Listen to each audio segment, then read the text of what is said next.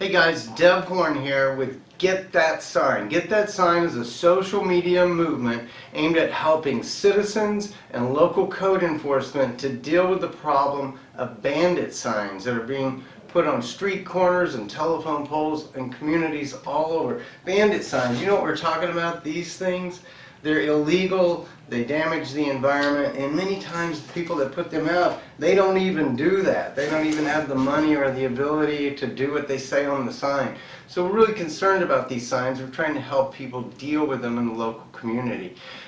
What we encourage people to do with Get That Sign is to get that sign and recycle it. We decided to go to Waste Management in Arlington, Texas, and see how the recycling process works. Guys, it's pretty amazing. 25 tons an hour, I think is what they said they put through.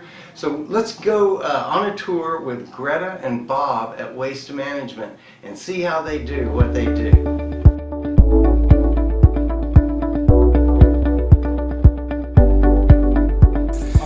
I'm the operations supervisor here at this plant. Basically, we're going to go outside on the plant floor. I just ask that you make sure you wear all your safety equipment for your protection, your vest, your hard hat, safety glasses, and stay close together and keep your eyes peeled. Don't be looking down, look on the horizon. We got a lot of moving trucks, a lot of rolling stock, like forklifts, loaders, things of the nature of people, and so on and so forth. It's a very vibrant wherever place. we are, stick right there. Don't go off the beaten path. There's too much stuff that they can Way too much stuff going on there. So, okay, and I'll speak loud, and if you have any questions, don't hesitate to ask.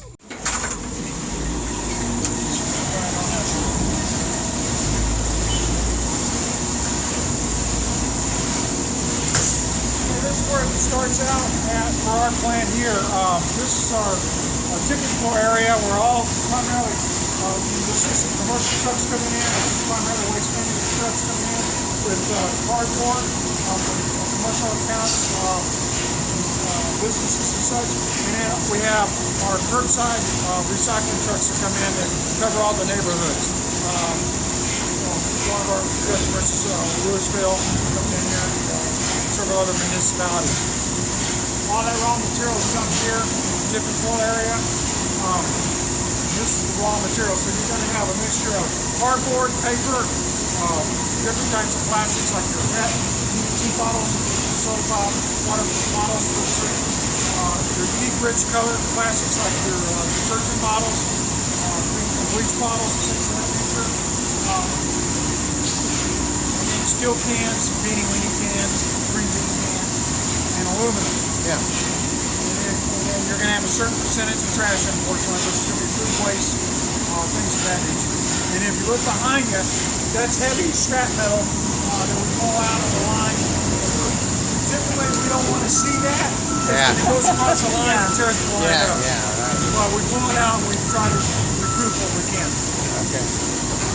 But it slows everything down. So people didn't put this in there and they actually took it to a metals place. That would be much better. Now, we got several different motors at this size of the L60G. We have the L70 and another L60. That's the biggest piece of equipment that we have on this operation. It's designed to shovel up this material, dump it to the 450 drum. Okay, where it all starts going across the line to be sorted and safely into its respective bundle. Now what is this doing? This is where the raw material is dumped, and it's a conveyor line that feeds the drum that spins, and that's the feed of the material up to the incline belt.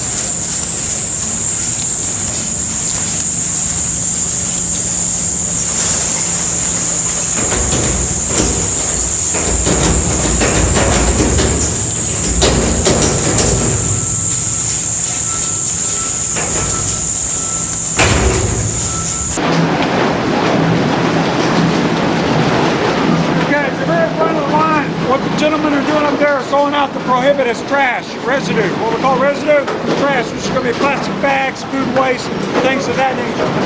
And as the material is flowing, it's flowing across the OCC screen. The OCC screen is designed to have the loose material fall through the screen down to the lower belt. While cardboard, primarily what we want is cardboard to come across this line. But we still have two sorters here that are doing cleanup detail.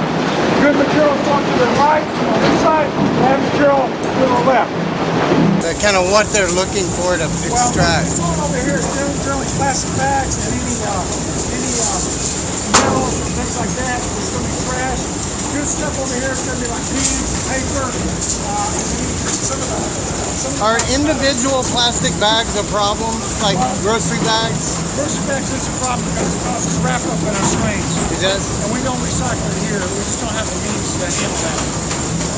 You don't want people to put individual grocery bags in the We would love for recycling? them not to, but that's not going to happen. What it does is it helps separate the cardboard from everything else.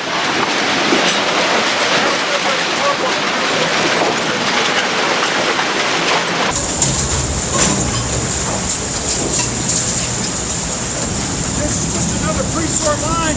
All the loose material is coming to the screen. It's coming up this end, again, they're pouring out more trash.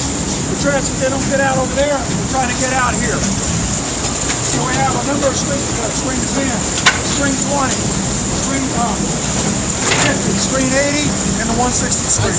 And basically all the screens are designed to separate all the non-paper items from the paper items.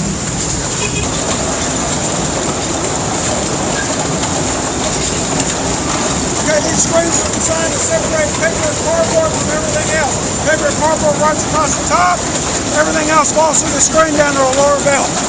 Talking about wrappables, you see what it does to the screen? The wrap cover and the shaft, we have to go there and clean that out. Yeah, I see. And it reduces the workability of the screen. Yep. Now, from the screens, these two lines are offshoots from the screens that carry the paper or cardboard material over to the paper line. You can see the offshoots. What these screens are designed to do is shoot out all the paper and cardboard out to these two main lines here, which go into the paper processing area. All the other loose material going over to the container line.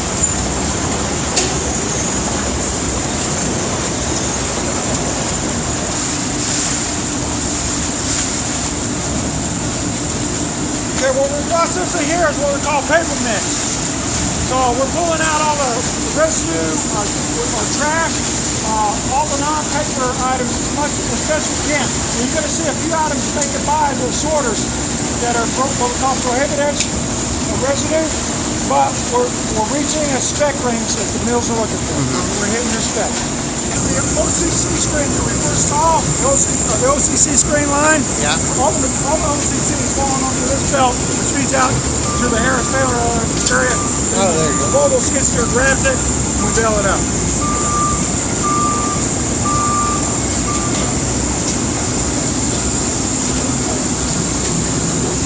Now this line here doesn't have a lot of material going across because we're in the process of shutting down for lunch. So we're running the material out. But typically what these folks are doing, first two, pulling out CBG, clear bottle, and natural, which is your milk container. Natural, cover plastics, 337, plastics, we have a magnet here that pulls out all the metal cans that come across and throws it out into the bunker there. It's a magnet? A magnet, huh? Yeah. And I'm sorry you don't see it right here. Yeah, right. Take a look at this can. There we go. Stink! Whoa! Did you see that? This is the adding current. It's like taking two reverse magnets, put them up against them, click up. That's what it does to the aluminum. Clicks up, over, bunker. Things like this, we don't want to see at all. Propane bottles, what happens is we miss it, we bail it up on a baler, these things explode. Wow. We put out a fire yesterday on the baler. It's just crazy what people will put in the recycling. Frying pans and all kinds of stuff, right? Yeah.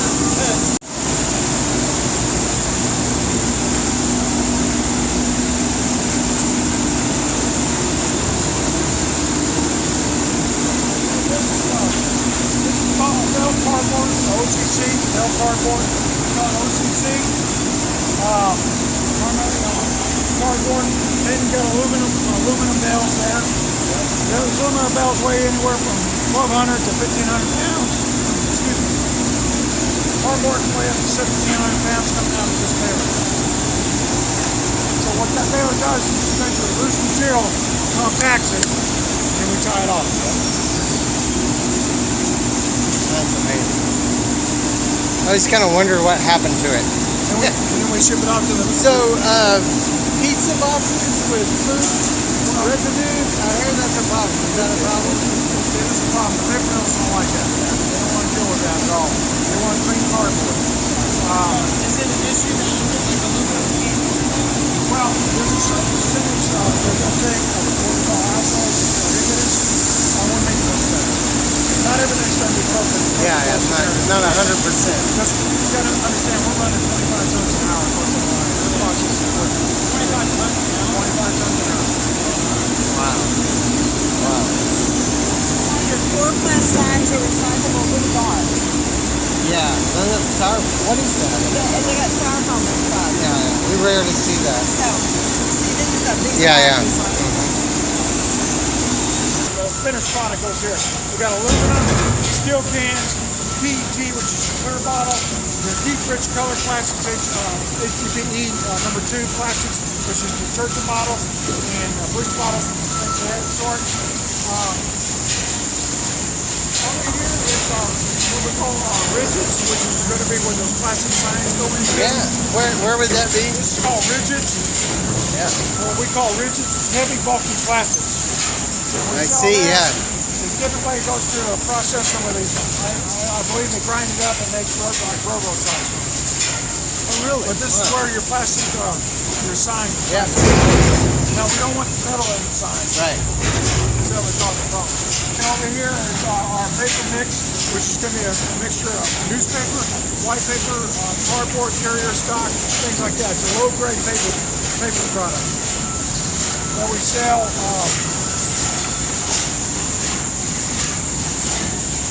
Basically, we sell it to a mill where they're going to use this material to make what they call the medium grade, which is the inside liner of a cardboard box. You'll see the fruits. It's a lower grade paper quality material that's used, and we use this type of material to make that.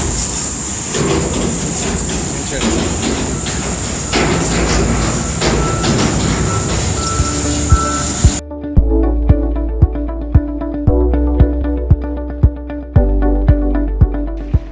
One of the questions that we heard was, do bottle caps need to be removed from bottles because they're a different kind of plastic? We would rather they were on the bottles. Yeah. Because if they're not, they fall through. Right. Yeah, and the thing is, we're not having, per se, an issue selling it to our customer. Okay. And that's what we tell our customers is leave the caps on. And leave them intact, don't squash them. Because, did you talk about the T-Tech? It's so loud up there. Right. The T-Tech, I didn't talk about the T-Tech, but the T-Tech is a machine designed to help, it's mechanically sorts off the line the clear bottles and puts it into the bunker before any personnel or touch it. Now, is it 100%? No, it's not. That's why we have the sorters up the line, still pulling out the PET and other materials. But that machine is designed where if the bottle's intact and whole, it picks it up a lot better. The photo eyes are able to pick it up. Yeah. You can scan it. Whereas if it's squished, it doesn't think it's a bottle. Right. I think it's metal or something to that nature. If it's squished, it doesn't think it's a bottle. Because it can't scan through it. Is it Whereas better if it's not intact, to smash the bottles? yeah, don't smash the bottles. Just Oh put my them in gosh, as I whole. smashed all my bottles to So- compress them. Right, empty them out and put your lid back on and throw them in your recycle bin. That's what you gotta do. Interesting. You don't have to Wow, rinse out had your bottles, no just make sure idea. they're empty. Okay. And I asked you about pizza boxes because some people have heard a lot, oh, don't put, organic materials, so pizza Right. boxes. Well, aren't you don't want a whole okay. pizza in there, but if it's got, a little bit of cheese and something like that, we're able to. I tell people, if it's a little greasy, that's little greasy, okay. it's okay. Yeah, but you want to get all It's the just, food it's primarily material our out. customer, which is gonna be the paper mills. They don't wanna see that. They don't wanna deal with that. They don't want Yeah, food, paper because if it gets to the mill and there's food in there, and it doesn't get out, then when they're rolling out their paper, I used to work at a paper mill. So when they're rolling out their paper, there's a little hole anywhere there's. okay. So then they gotta scrap that whole thing and start all over. Right. Mm-hmm. And So you shouldn't don't be- want that. Shouldn't be in a paper machine. It's multiple thousands of dollars per hour. Right. Yeah. Yeah, they don't like that. They don't like that at all. Wow.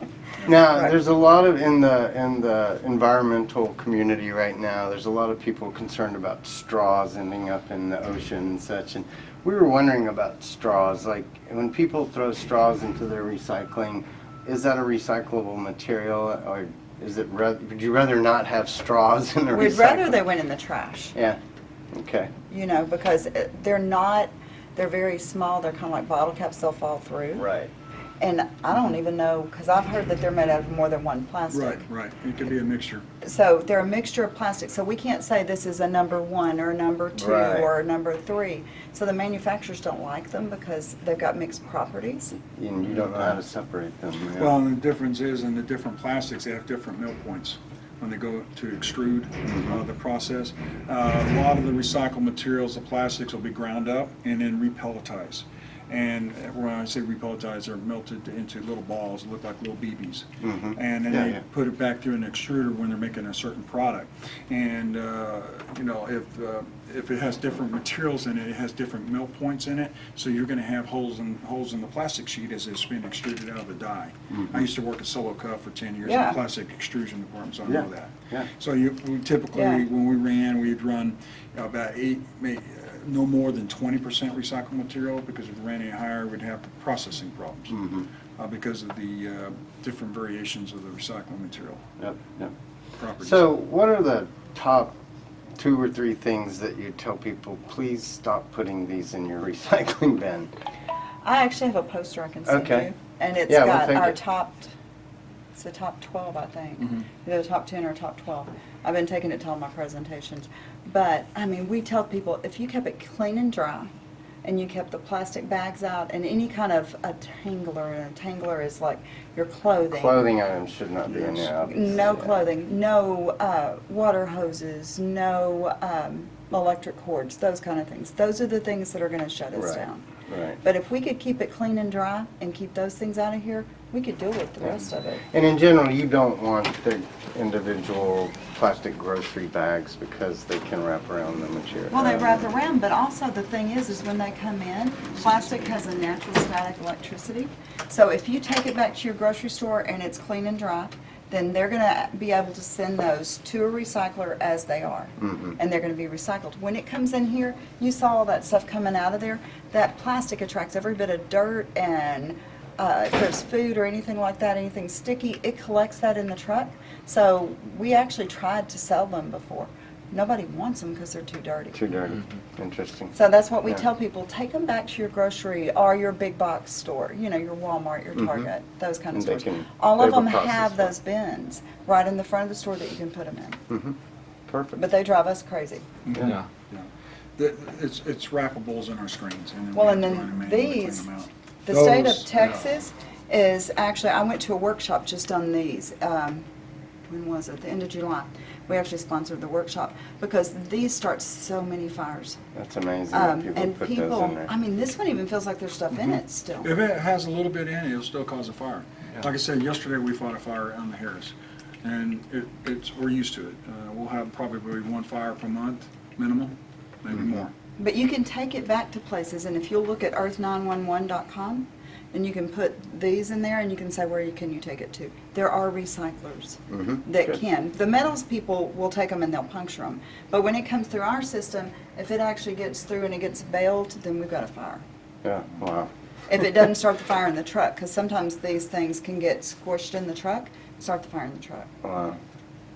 That's So- amazing. Interesting. We'll take that, we'll share that website as well as Okay. the other, like the poster, that type of materials. And I'm always taking all this kind of stuff. If I find something odd, back to the office, and we make little videos all the time and post them, trying to get people just, you know, random things to think out of the box. Yeah. I had these big That's old, smart. did you see those big old clock hands I got last time? They must have been 3 foot long. Big clock hands that came in. Oh my so gosh. we actually put that out. So yeah, it's like Clock your hands. clock hands do not go. You know, I mean, they were Yeah, huge crazy. metal clock hands. It's like what? people just think if it's metal, it's recyclable. Right, They're and it, throwing it your- can be recycled, but fans not and all kinds of in, stuff. yeah, not in the single stream. Yeah, yeah. So that's the big deal. It's mostly because people just don't understand the different process and what different recyclers you're able to Sure. process and not process. So it's an education thing, and it's like my mother, she recycles, and she says, hey, can I throw this in there? I just explain to her, well, why can't I do it? And I have to explain to her why, and then, oh, okay.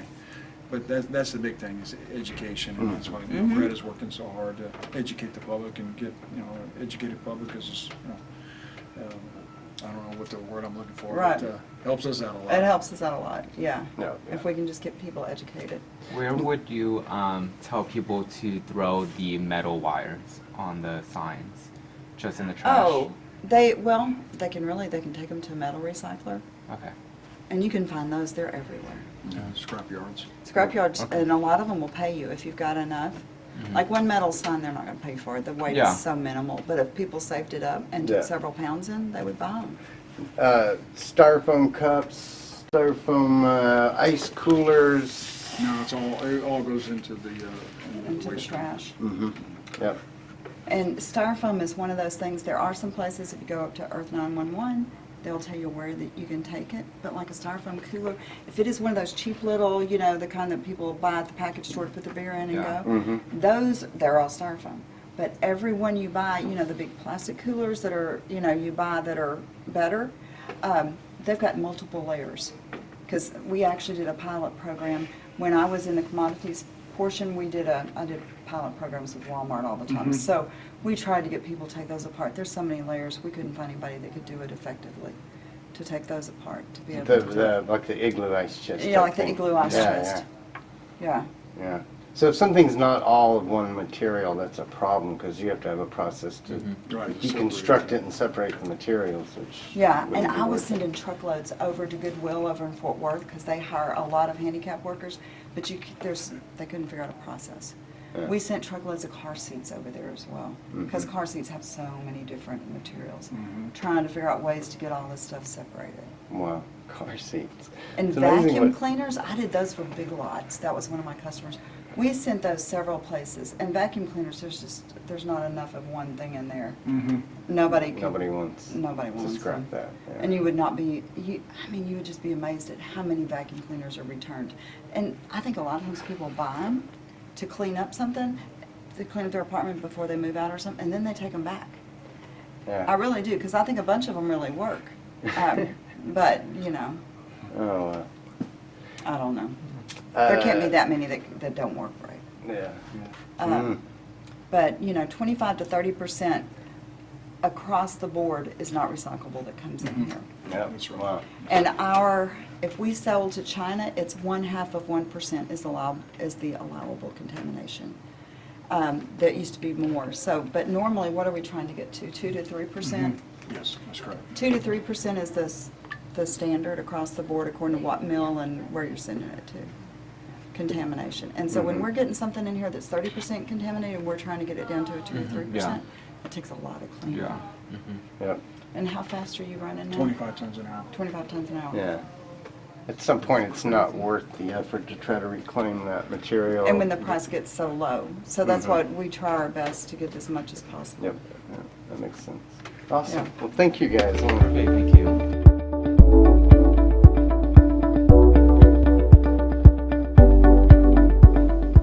Wow, wasn't that cool to go in there and see what actually happens to the things that we put into our recycling bins, how they get sorted and put into different bundles and sent off to different places to be used to make other products. Well, there's a few things we learned out of that video that I just want to highlight here at the very end. One of the things that we were surprised by is how many things are contaminants put into the recycling stream. These are things like styrofoam. Styrofoam, they don't want that. They can't deal with it. They don't want styrofoam. They don't want these bags, right? Everybody's concerned about these bags. Well, guess what? They don't want these in the system. They want you to take these back to the grocery store, not recycle them. Guess what? Straws. Straws are actually made out of multiple plastic materials, not recyclable. So, if you think about environmentally what people are concerned about right now with the bags and the straws, neither of those things are recyclable. Now, another thing that we learned was not recyclable is kind of interesting. So we don't use styrofoam, we decided to use paper cups. Well, guess what? Wax-covered paper is not recyclable, and the type of plastic used in the lid, not recyclable. So there's so many things that we learned are not recyclable. There are people putting clothing and propane tanks and things into the recycling bin. Guys, we'll share plenty of information with you that Waste Management has given us about what can and cannot be recycled. There were a couple of the other things that we learned that were kind of interesting. As far as bottles, I've always crushed my bottles. And they said, actually, if you just leave them full, they have a scanner that sees the bottles and kind of puffs them off into the right bin. So they encouraged us to leave our bottles whole and leave the caps on. And so that's another question that people ask about recycling. Now, the one thing that we learned that was definitely true is these signs are recyclable. One of these signs equals about 500 straws, you guys. So when these signs are out in the environment, they can do a lot of damage. They get into sewer systems, they get run over by lawnmowers, they end up in streams and fields. Guys, we don't want these signs in our community, and that's what Get That Sign is all about. And what we learned today is that that sign, when we throw it in the recycling bin, likely to get turned into a railroad tie or something like that, something useful. So we encourage you to, number one, don't put contaminants in your recycling. Our friends at Waste Management want you to only put approved things in the recycling bin. That does include these things. And we want you to, when you see these illegal signs in your market, to get that sign, toss it in your recycling bin, help out the environment, help out your fellow citizens. We hope this was an interesting tour of the Waste Management facility and that today you've learned a little bit more about recycling. Thank you for joining us today.